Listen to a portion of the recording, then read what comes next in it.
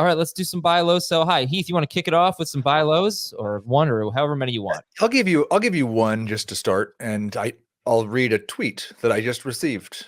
Following bad performances from Harrison Jr., Olave, and Metcalf, would you have any thoughts on starting DeMarcus Robinson over one of them this week? People are reacting. Chris Olave, I think, though, is the guy. I'm just not worried about it all. It was kind of a fake game for the Saints. There were very few pass attempts, but not everyone who has Chris Olave, especially considering that he hasn't quite met the hype the last couple of years, feels that way. There is some genuine concern. So I'd be trying to buy on Chris Olave. Would you sell Stephon Diggs for Chris Olave? I would happily. That would be an upgrade. Dave, you want to give me a buy low? I've got 5 buy lows. The first one I'll give you is Josh Jacobs. And I think people are kind of panicking because it took a couple of big runs for him, sort of like the Dobbins thing, just on a lower level against Philadelphia, for him to come through with just a modest fantasy point game. And now it's Malik Willis under center for Green Bay for the next 3 games, 4 games, who knows? And so I think people are kind of panicking on Jacobs. And so if you can get him, I'm thinking about the rest of season in mind.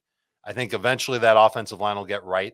They'll have some easier matchups than Philadelphia and their behemoth D-line. Love will come back, and he'll be good. Okay, Josh Jacobs. Jamie, you're up. Buy low. I'm trying to find a tweet that somebody said they'd give us $100 to St. Jude for. Oh. Here it is. To you and me, Adam, from Ryukin. Okay. 2X. Says, I will donate to St. Jude $100. Jamie answers question. Someone dropped Kincaid to pick up Isaiah Likely. How much fab would you spend on Kincaid? So Kincaid's going to be the buy low candidate. So I'll reply to him, but until he makes the donation, probably spend 20%. I think that should do it to get Kincaid. Really? I've been thinking like 50 to 60%. Yeah. Well, I mean, if he's dropped who knows how competitive the league is, but I guess, maybe more. I'll say 30%. I'm not going to go crazy with it. The situation is going to get better. I mean, it can't get worse than what it was. Is he going to live up to his status as a breakout player? Who knows? But I think as Buffalo's receiving core continues to evolve and develop and hopefully starts to produce, teams are not going to take away Kincaid as much as the Cardinals seem to do in that game last week. So I wouldn't give up on him, and I think he's going to have a big day Thursday night. If Kincaid hit my waiver wire, I'd spend at least half my fab to get him. This is a 5th round pick that's sitting there. Yeah. And someone panicked on, and this is more of the overarching thing to take away from this is you can't panic after week 1. If you've got Olave and you're nervous, or Jacobs or Kincaid, you should hang on to these guys. You need to think about the whole season and not throw them away after one bad game. That's going to be the case with every single buy low that we give you, Adam. So anybody that was drafted in round 5 or before, I don't know if I can name one player that I wouldn't be amped to spend a ton of fab on. Drake London. Taking him rounds 1 through 5. No, I'd still spend a lot of fab on him. I would spend a lot of fab on him. I don't know that I'd be buying low on him. I guess maybe that's a better way to frame it, right? I mean, we had a lot of really disappointing performances, specifically from wide receivers and tight ends, specifically from the passing games in general. Just was a really bad week for passing. Is there anyone that's not just an obvious buy low because they were a 1st or a 2nd or a 3rd or a 4th or a 5th round pick, and now people are thinking about sitting them or benching them or cutting them? The first name for me is London, just because I'm worried about Cousins. But you guys can weigh in on that, or if there's anyone of course I'm buying low on Marvin Harrison. Of course, CeeDee Lamb or whoever. Nobody's panicking about him, but you get the point, right? Is there anyone that there's? Are you similarly worried about DJ Moore?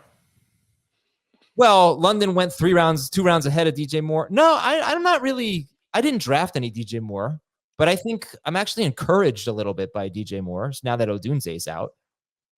I'm not quite sure what's the question? Well, I mean, DJ Moore had bad quarterback play, right? Yes, but sure. I'm worried about Cousins' health.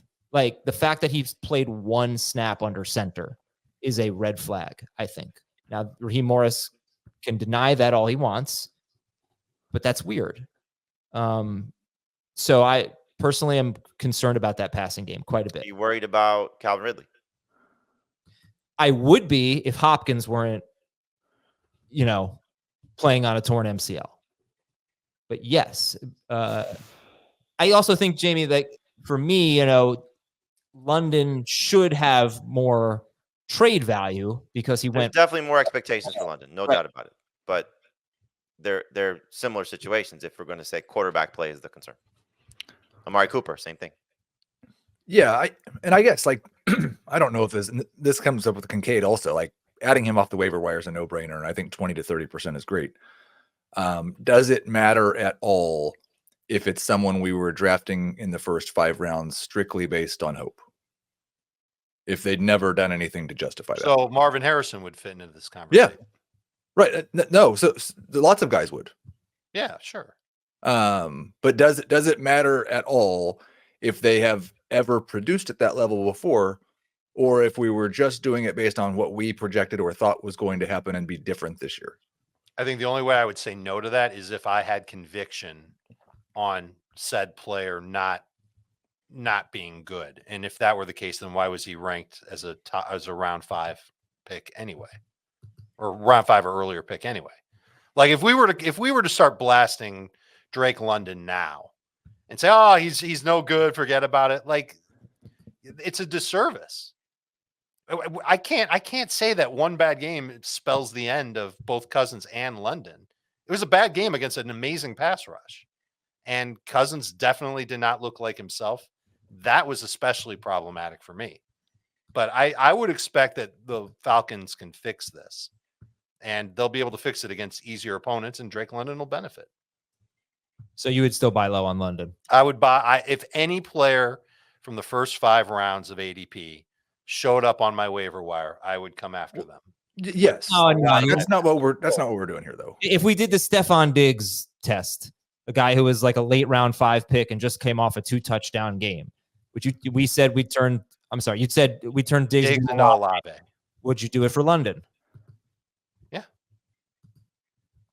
Heath, Jamie, would you trade Diggs for? Oh, yes, of course. I'm not saying I wouldn't trade London for Diggs, but I just probably wouldn't do that deal either way. Okay. All right. Dave, you said you had 5 names. You guys feel free. More buy lows. Dave, go ahead.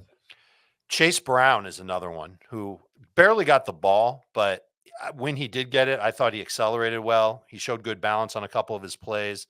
His vision wasn't great. That's something that's a little bit troubling. But if there are people that drafted him, this isn't a round 5 guy, but it's a round 7, 8 guy. I still think he'll end up being the best running back in Cincinnati. It might be because something happens to Zach Moss. Moss looked good too, but Chase Brown's someone that I would try and take a bench player and try and grab and to put him on my bench, hoping that down the line he ends up becoming a thing. Wouldn't all 3 of the guys that are kind of similar fall in that category? Tajay Spears and Jalen Warren too. I like Brown the best of them, though. It sounds like Warren's playing through something. Who knows how that'll affect him?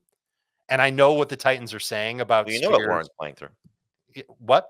You know what Warren's playing through. But the hamstring. Yeah. So I hope that's all it is. But in terms of the buy low, like are these guys that you're picking up if someone drops, or you're willing to trade something that's on your roster to go get them? Let's define buy low. Buy low would be trades. Buy low is not waiver options. Right. Like we're not going to try and have people do like some sort of mind meld thing to get people to drop Chase Brown in their leagues. It's not going to happen. But if people are disenchanted with Brown after 1 week, and you've got Tyler Lockett on your bench, in a PPR league, would someone take Tyler Lockett right now? Maybe they lost Puka and Chase Brown's expendable. Yeah, I'd go get Chase Brown. I would take a bench player who didn't show signs of amazing play in week 1 and use that player to get Chase Brown, who also, if you're just looking at the stat sheet, didn't do very much. Yeah. All right. Why don't you just list some other names, guys? We'll go to sell high after this. I've got 3 receivers, 2 of which are kind of the same, and then 1 more who had an amazing game. I doubt you're going to be able to buy low on Jaden Reed, so take him out. I've got 4 names, not 5. Terry McLaurin. What? Buy low on Jaden Reed? Yeah, it's dumb to put him on there, but it's because of Malik Willis. I think people are freaking out about Watson and Reed and Jacobs because Jordan Love's going to be out for a while. Yeah, first of all, Jordan Love's not even on IR yet, so it's not a foregone conclusion that he's going to miss 4 games. But no, if you're saying that take advantage, like buy low on them. You're right. I do think it's a potential. If you believe in it, it's a buy low. I mean, I'm terrified of if he does go on IR, starting those guys for the next 4 weeks. But if you can get past that, then I get it. But all right, sorry, go ahead. But I agree. Like saying that a guy who was like the number one receiver in fantasy is a buy low is kind of silly. And people that have Jaden Reed and aren't up to speed, they're not gonna get rid of him for pennies on the dollar. But they might get rid of Christian Kirk and Terry McLaurin. In the case of McLaurin, I think he's still definitely the number one receiver in Washington. I haven't changed my opinion one bit on Jaden Daniels as a passer. And I think Christian Kirk will still end up being the top target getter in Jacksonville. The only thing that worried me about Washington, like I agree, not changing your opinion on Jaden Daniels as a passer. Their run pass split in a game that they were behind 3 touchdowns almost the whole game terrifies me. Like the fact that you were playing catch up and you threw 24 passes.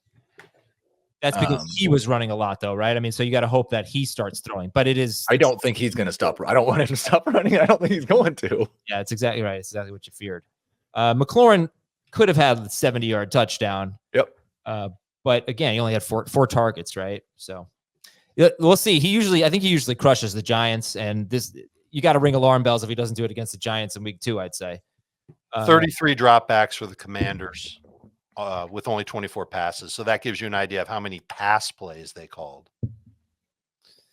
That's not even that much in a game where they're getting crushed. No, but they ran the ball 30 times, and that includes all the times where Daniels dropped back, got pressured, or didn't see his guy open, and he took off. Right. Well, So that tells me they called more pass plays than run plays. But when you've got a running quarterback, you're going to end up with more run plays than pass plays. Okay. We called Kirk a buy low. You called Kirk a buy low 1 year ago, and it worked out very well after a bad week 1. So any other, Heath, Jamie, you want to throw any other names out there? No, I had Kirk. That was a good one. The tight end position. Yes. If you were going to I'm viewing week 1 as like a throwaway week for all tight ends. Like hit the reset button. Well, I guess you can't do it with Ferguson and Njoku, but hit reset and let's just see what they do in week 2. None of the top 10 tight ends in ADP reached 50 yards. Adam, 3 tight ends had 6 or more targets. That's wild. So if you were going to target one guy, who would it be? McBride. Laporta. I'll say Kincaid.